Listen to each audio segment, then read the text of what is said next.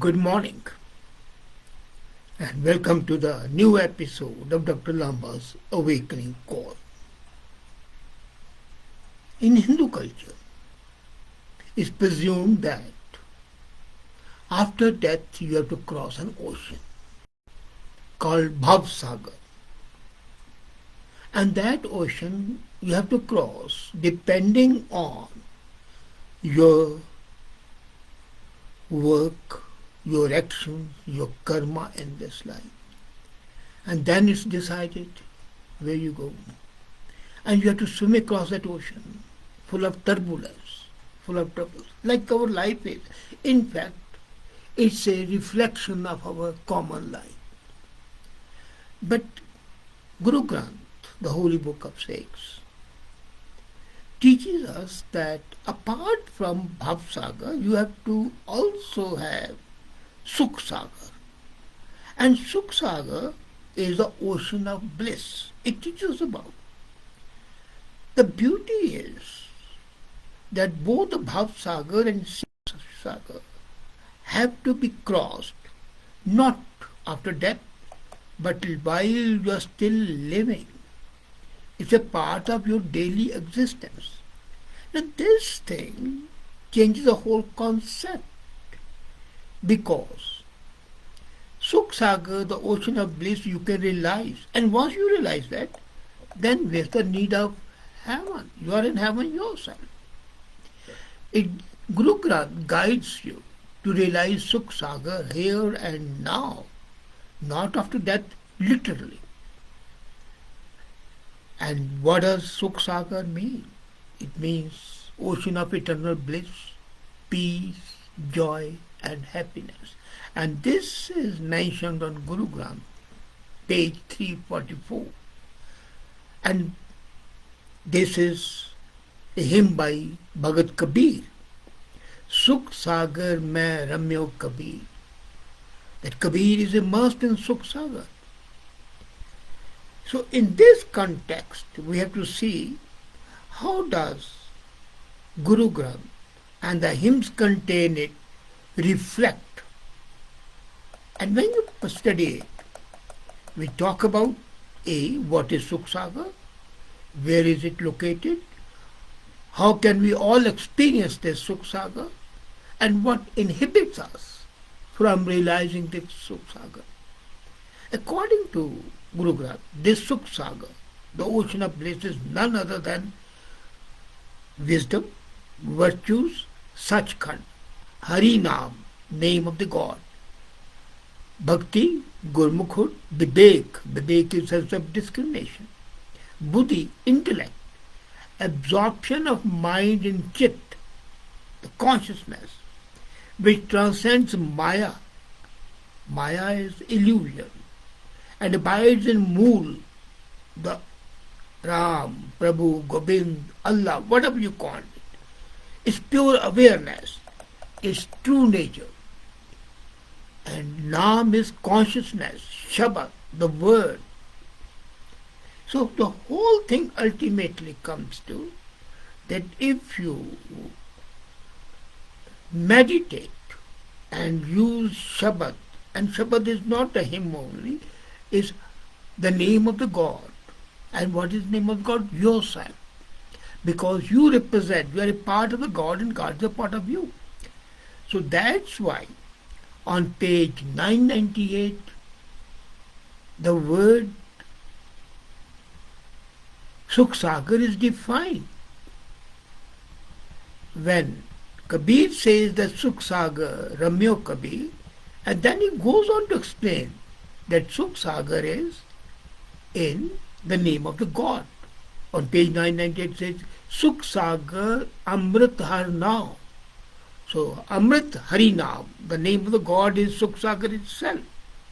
And on page 46 again, Par Brahm Sukh Sagar, Nanak Sada Balihar. Nanak is forever going to Prabh Naam. Prabh is God, name of the God, because that is Sukh Sagar. And then this is not the only thing. On page 501 again, the whole thing is stressed. Gobind Dayal Kirpal Sukh Sagar Nanak Har Sarnaya. And Nanak has taken the shelter of the kind and the compassionate God, which is Naam, virtue, wisdom. You see, if you go through Guru Granth, these are the three ones, but then it goes on and on. Satgur Sukh Sagar, Jagantar, or Be Sukh Nahi. That the wisdom of the truth is Sukh Sagar. If you know what is true, you have understood the truth, then you don't need any other place. That itself, as Hari Naam is Sukh Sagar, this is test. There is no other place where you can have bliss except in the name of the God. And again this is repeated. Gobind Dayal Kirpal Sukh Sagar Nanak Har Sarnayo. And then he goes on. Par Brahm Sukh Sagare Nanak Sada Balihare. If this was the only reference, I could have understood it, but then he goes on page 492. Sukh Sagar har bhagat hai, Gurmat Kaula Ritsit Lage Pag Ohe. The person who has the blessings of the God obtains bhakti and then Sukh Sagar. Maya comes to his feet. Every Riddhi Siddhi comes to his feet. Now Riddhi Siddhis are the powers. There used to be Siddhs in that time, and they had the magical powers. They could raise themselves up in the heaven, they could fly, they could do anything. So he said that if you meditate, if you recite the name of the God, if you are at one with the God, then you don't have to bother about these riddhis and siddhis, the tricks and the trade. So this we know what Sukh Sagar is. There's a restriction in that, but where is it located? And then Guru Granth says that Amrit Naam is Sukh Sagar, and this is located within, not outside. It's not something physical, it is a part of your psyche, your being. Sukh Sagar Guru Paya Tasesa Sagal Mataya is on page 626. When Sukh Sagar Guru is realized, Guru Gyan, the wisdom of Gurbani, then all the doubts are dispelled. So you achieve Sukh Sagar once you have got the Gyan, the knowledge of the Guru. And then, No Nid Prabh Ka Naam, Dehi Main Iska Bisram. And the new treasure of the Amrit is Naam. And the people to whom the Naam, the name, the word is sweet, then the Sukh Sagar is in their body. Dehi is the body. So Dehi Main Iska Bisram. The Sukh Sagar is within your body, not outside. So you don't have to go to the forest to search for it. You don't have to become an ascetic. Live your life. But be honest, be authentic, what I always say. Andar khatwa amrit bharaya, shabd kahe panyari. So he says, within the body is this well flowing with the amrit. And the water carrier, one engaged in meditating on the God, is there. So you don't need it. You are drinking this nectar, Amrit is nectar, through the Shabbat. This is on page 570. Thus, again and again in Guru Granth, and the 9 Gurus who contributed, not 9 actually, because there was no contribution by Guru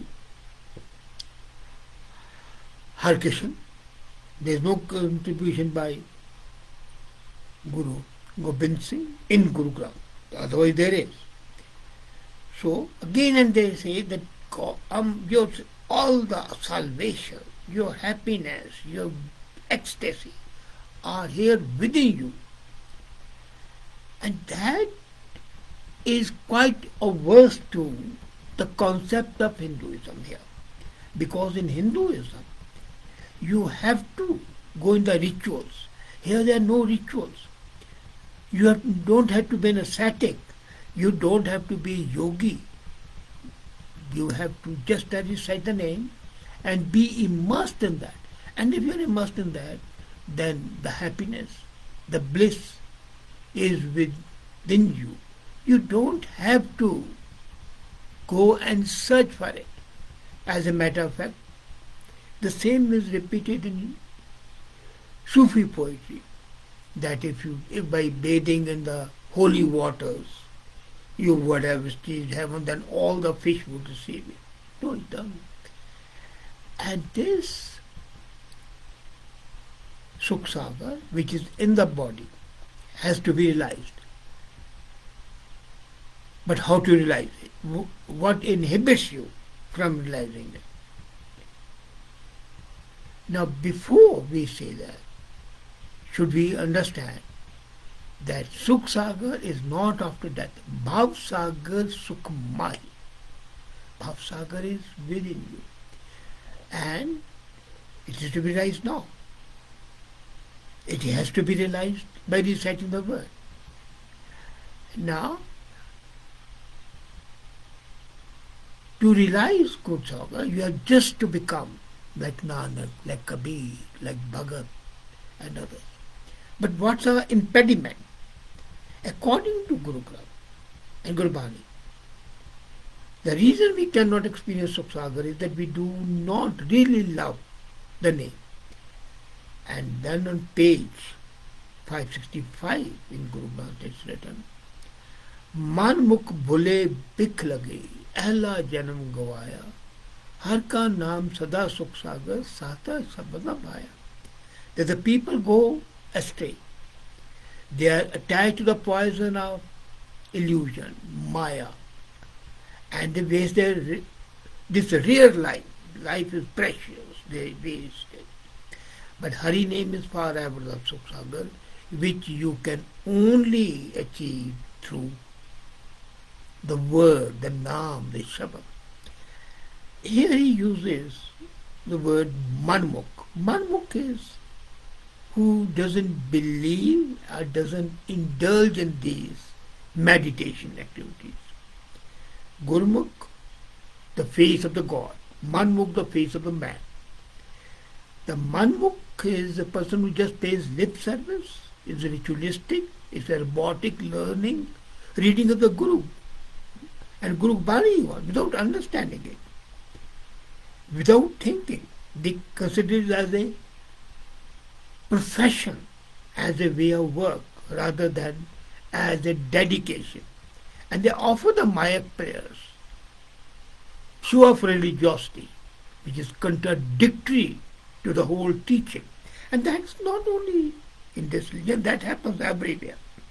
Now, diligent Shabad, which are the study of, the understanding, and not only understanding but imbibing that spirit, is that. So, you can have an entrance to Sukh Saagar here and now. And on page 1389, Gavan Gur Param Guru Sukh Saagar Durat Navaran Shabad Sahib. Remember and live with the virtues of the divine. Sukh Saagar, the eradicator of wickedness, corruption, viciousness, and the fountain of the Shabad. Then it goes on further. Charan Kamal Saran Sukh Saagar Nanak Sada Kurban. Charan Kamal is the wisdom of Gyan, and it's on page 979. Now this sort of a Sukh Saagar, realizing within, is essentially an understanding that it's a word, is a meditation, It is doing your normal duty and still abstain, like lotus flower grows in the mud, but it's not dirty, it's not stained. Same happens to the human being. So if you can meditate while doing your job without showing religiosity, you are spiritual in nature, then you have all the bliss, all the happiness, all the joy, and you don't need anything else. So this concept of Sukh Saagar, as opposed to Bhav Sagar, here in this life you don't have to wait for death. You can achieve that eternal bliss. And once you have achieved that eternal bliss, you are in heaven. You don't have to be ritualistic. You have just to be honest. Do your duty diligently. But remember, you are a part of the divinity, part of the cosmos. And if you do anything else, then nothing else can be left. There are two comments by Aman Akhtar. I am listening to your views on Guru Granth Sahib, very simply explained. Thank you, Aman. This we do every Sunday. And thank you, Surjit, for watching. Thank you very much, and have a bliss within you. Thank you.